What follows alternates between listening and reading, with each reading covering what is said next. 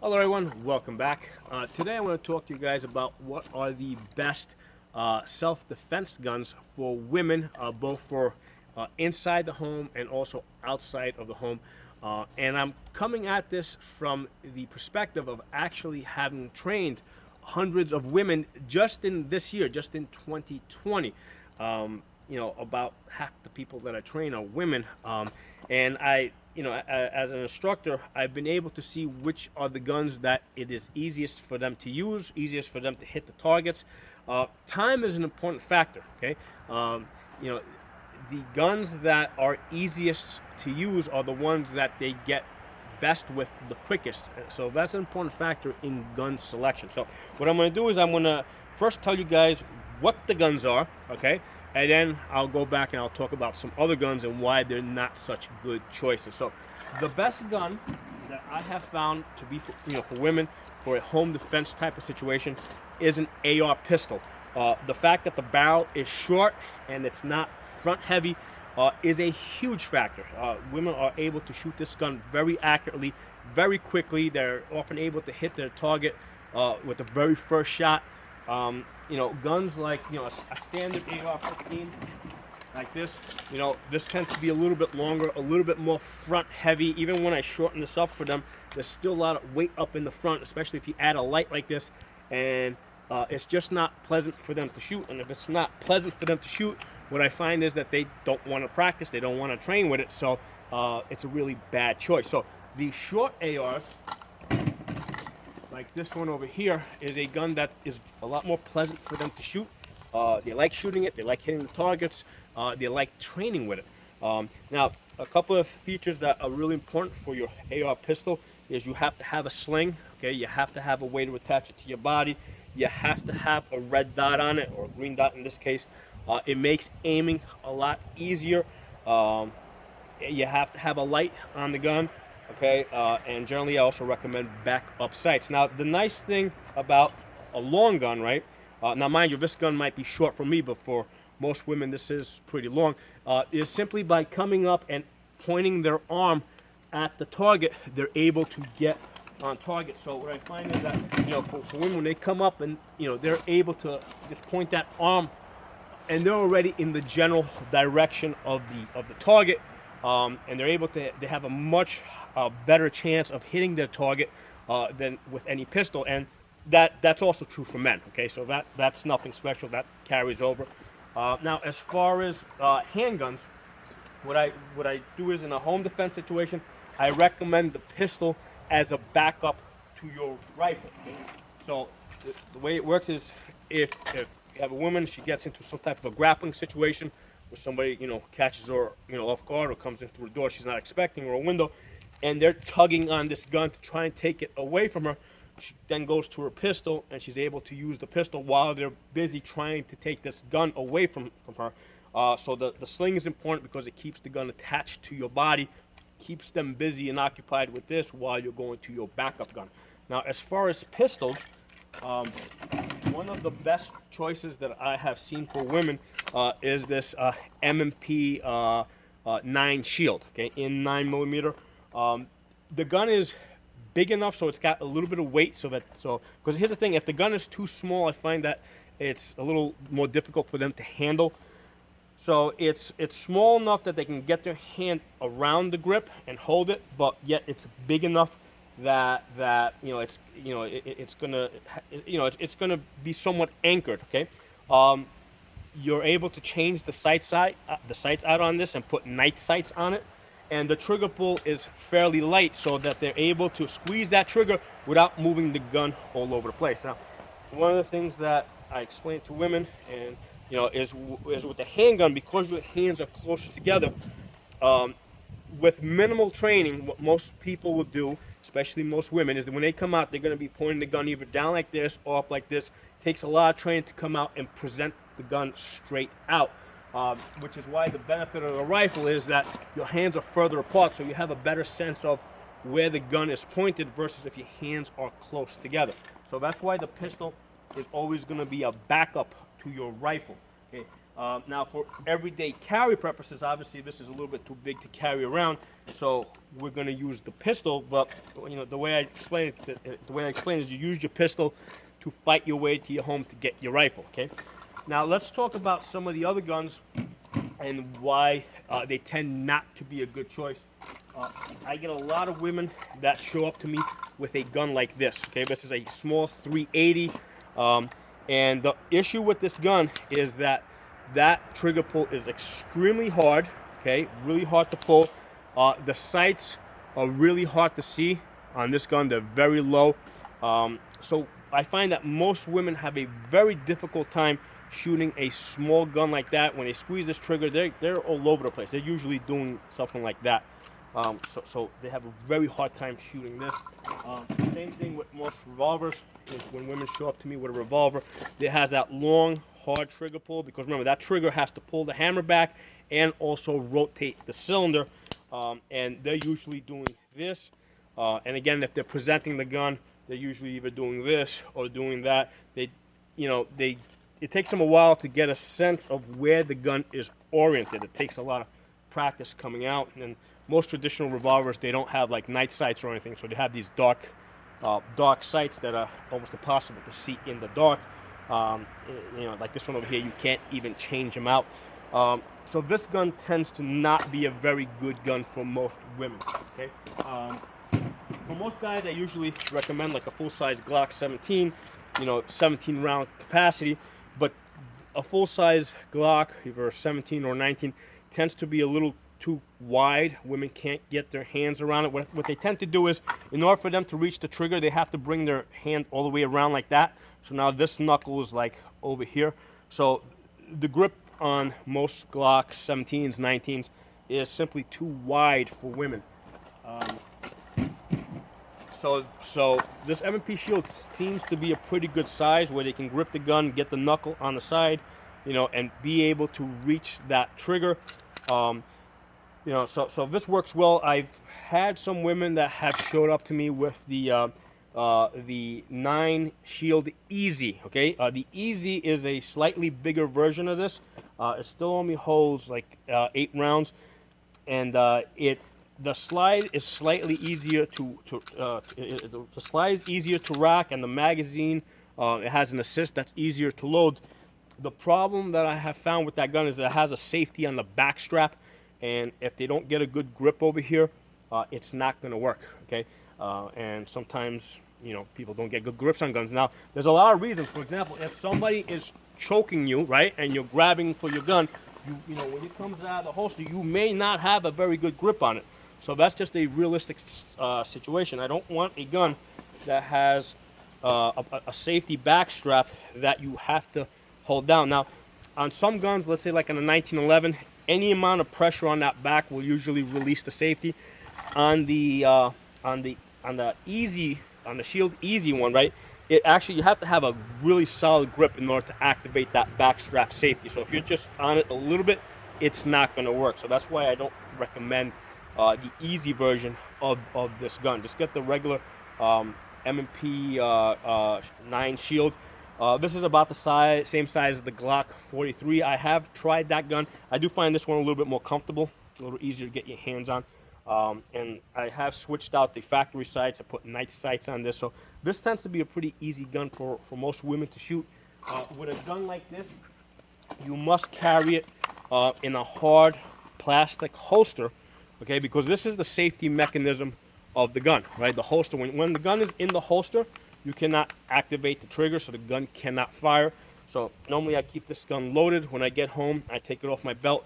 I put it in the safe without removing it from the holster, okay? Because I don't want to remove the safety mechanism for this gun. So I take this gun off my belt, and I put it in the safe inside this holster. Next morning, I take the gun the way it is and put it back on my belt. Okay, so the holster is the safety mechanism of this gun.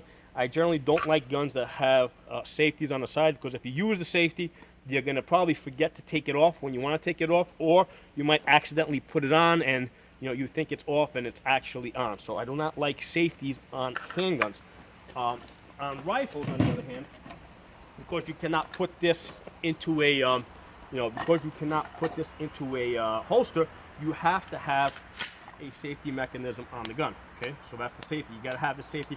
And the way I teach women and most other people to remember where the safety is, I tell them to kickstart it. So the safe is on horizontal, and when you want to come up and use the gun, you're going to kickstart it like a motorcycle.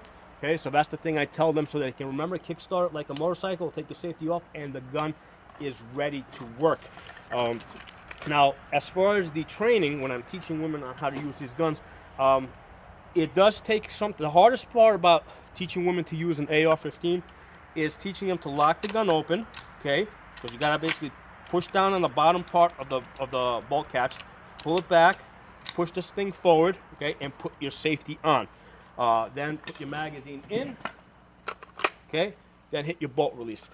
What I do with women is I have them drill that over and over again. Okay, I have them sit there, lock it open, release it, lock it open, release it. I just have them do it over and over again until they learn this. Okay, release it. Okay, then I'll have them do magazine changes, right? Put it in, take it out, put it in, take it out, put it in, take it out. I'll have them sit there and flip the safety on, off, on, off. Okay. Now, one of the things I have found, okay, this, because this only has the safety on one side, I have found that having an ambidextrous safety on an AR-15 is really easy for women because sometimes they don't have the thumb strength to push it down, or sometimes they they have like a bad hand, right? I've trained people that have the what they call it, copperal hand, or whatever it is, the thing that their hands don't work really well, so it's hard for them to push it down. So if they're able to activate it from both sides, if they have an ambidextrous safety, I find that people, especially older people, older women, are able to flip the safety off because they're able to grip it on both sides with the thumb and the index finger and push it down. I trained one woman, and she was older. She was an older woman, probably well into her 70s, and she had arthritis. You can see her hand was like her finger was like completely bent. I pulled down an AR that had the she had a hard time flipping this safety off with her thumb, but when I pulled out the other one that was ambidextrous, she was able to flip the safety, on and off a lot easier. So ambidextrous safeties work really well for women because they're able to get that leverage on both sides to get the safety off and get the gun to work. So although there's, like I was saying, there's a big learning curve with teaching women on how to lock the gun open and load it, right? So that's the lock and load. There's a learning curve involved with that. The benefit is they're able to do that well in advance. So in advance, they're able to lock the gun open, get the magazine in, chamber it around, put the guns on safe. Now you can put the gun away. Okay. So now if they need to use this gun, the gun is ready to work. All they gotta do is pick up the gun, get themselves into the sling, and all they gotta do is kick start the safety off. Okay. Get the red dot on target or green dot on target, whatever they got. Get the dot on target, kick the safety off, and the gun is ready to fire. And that's really easy training. It's really easy for me to teach women how to shoot AR-15s. It takes a lot more work getting them to shoot pistols well. Most women will often jam up a pistol because in order for the pistol to work, the bottom half of the gun has to stay steady while the top half is going back and forth. If you're letting the whole gun rock around, what's going to happen is it's going to either fail to eject or fail to pick up the next round and feed it. Okay, so I got to teach women to hold the gun as high as possible. Get this thumb up here, plug that, fill in this hole, and push their weight all the way forward so that the bottom of the gun stays steady. And the drill that I will have women do is I will have them hold the gun like this and just pull this back and forth. Because now what I'm teaching them is how much pressure they have to apply with this hand to keep the gun level while they're moving the slide back and forth. Because a lot of times they're doing that. And I'm going to be like, no, you can't do that. It has to be like that. Gun can't move. So that's an easy way for me to teach women how much pressure they have to put forward into the gun so that the bottom of the gun stays steady while the top is going back and forth. So between doing that drill and just doing the dry fire drills where I have them squeeze the trigger, keep the sights on target. When they press the trigger, make sure that front dot does not move. So I'm going to have them, repeat that over and over again. Okay. That's another drill I have women do. Just dry fire, focusing on that front sight, making sure it doesn't move off target. I'll do the same thing with the AR, making sure that red dot stays on target. I'll have them do magazine change drills. Do I have one here? No, I didn't bring one here. But I'll have them do magazine change drills. Just taking the magazine out, putting it back in. That's something, I'll have them learn how to lock the gun open. That's another important thing with the handguns. Just like with the rifle, the way you load this, right, is you first lock the gun open, then you put your loaded magazine in, okay, because it goes in a lot easier when the gun is locked open. If the gun is closed and the magazine's full, it takes a lot more effort to try to jam this in there, and especially with women, I find that they're not hitting it hard enough, so the magazine is just kind of hanging off the bottom like that. So they're not going to feed that first round because the magazine is not fully inserted. So that's why the procedure is always lock and load, right? Lock the gun open, then load it. This way you know your magazine's in all the way. Then you put this into battery, and then this goes in the holster. Okay? Because the holster is the safety mechanism, like I said before. Another important feature is that the AR-15s are a lot easier to load. So, I mean, right off the bat, like a lot of times women will come to me and they'll want to shoot 9mm because that's just something popular that they've heard, they see it on television. And, I'll have them load these. And most women have a much more difficult time trying to push that spring down and load it in. Especially as the magazine starts getting full, this is a difficult thing for women to do, for a lot of women to do. With the AR-15, you have a much longer bullet, so you're able to basically get better leverage. Just push it straight down. Take the other one, push it straight down. So again, this is a much easier sell. This is a lot easier to load. So right off the bat, just from before we even shoot the gun, just loading the gun, loading AR-15s is a lot easier than trying to load 9mm magazines. So that's another important consideration of that makes this gun a lot easier for women to that makes the AR pistol a lot easier. Easy to load, easy to hold up. Okay, you got that red dot, get that easy on target. Your hands are further extended, so you have a better sense of where that arm is pointed. Obviously, this is short for me, so I'm not able to get that same extension that I would prefer. I would prefer to have a longer gun like this, but my arm's a little bit longer, so I want to come up, point my arm at the target. Wherever I point it, that's where that dot's going. Okay, so that's something that I teach women, and this is a way that they're able to accept this information, and it makes sense to them. So that's why the AR pistol is really the best gun for women. And then the backup gun should be something similar to this Shield 9. That works pretty good. One other thing that sometimes comes up is the possibility of over penetration. And I have these barrels right here. I explain to women that, listen, I have shot both of these rounds through these steel barrels spaced 15 feet apart. Okay. The 9mm is going to go through 3 barrels. The 223 round is also going to go through 3 barrels. And usually in the 3rd barrel, I'm able to recover the 9mm, whereas in the 3rd barrel, I'm usually not able to recover the 223 because it's broken up. All you see is like little fragments of jacket.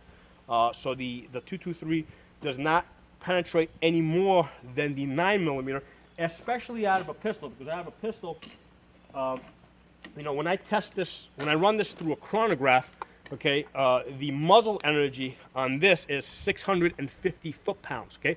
So out of the 16-inch barrel like this one, okay, I get about 1,200 foot-pounds of energy. Out of the 7.5-inch barrel, I get 650 foot-pounds of energy.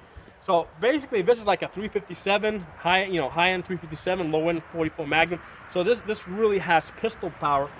In fact, I'm trying to remember, when I shot this through the barrels, I don't even think it got to the 3rd barrel. I think it stopped on the 2nd barrel, just because it's a really light bullet and it's coming a lot slower out of this AR pistol.